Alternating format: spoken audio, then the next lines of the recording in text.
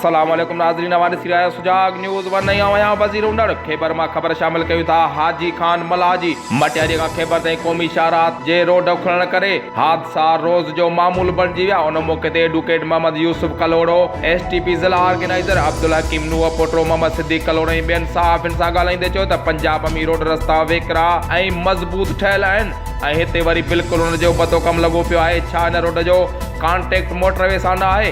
जॾहिं खां नओं मोटरवे प्लानिंग शुरू थियो आहे तॾहिं खां वठी हिन रोड ते तवजो घटि थी वियो आहे। असां हुकूमत खां मुतालबो करियूं था त हीउ रोड कराचीअ खां कश्मीर ताईं वञे थो, सो हिन रोड खे ठाराए ईंदड़ हादसनि खां बचायो वञे।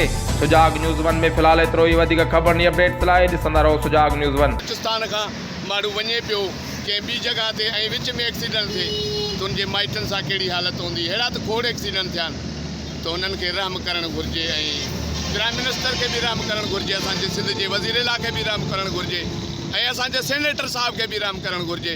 जिन ज़िले में जेके रस्ता आहिनि उन्हनि जी कुझु टारगेट कई वञे। वॾी महिरबानी। हाईवे जेको आहे बिल्कुलु हिन में नाक़स मटीरियल हूंदो आहे। हिन में जेके रोड रस्ता दुनिया ॾिठा आहिनि माना टुटल आहे ऐं हिते रोज़ हादसा थियनि था। मोटरसाइकिल जा जेके टायर स्लिप थियनि था ऐं जेको नेशनल हाईवे ही जेको मोटरवे आहे पंजाब जा तव्हां ॾिसो मोटरवे केॾा माना आहिनि। ही सिर्फ़ु असां खां पैसा कढण जे चकर में सिंध वेचारी सां माना ज़ुल्म आहे त असांजा रोड रस्ता जेके आहिनि कीअं लॻा पिया आहिनि।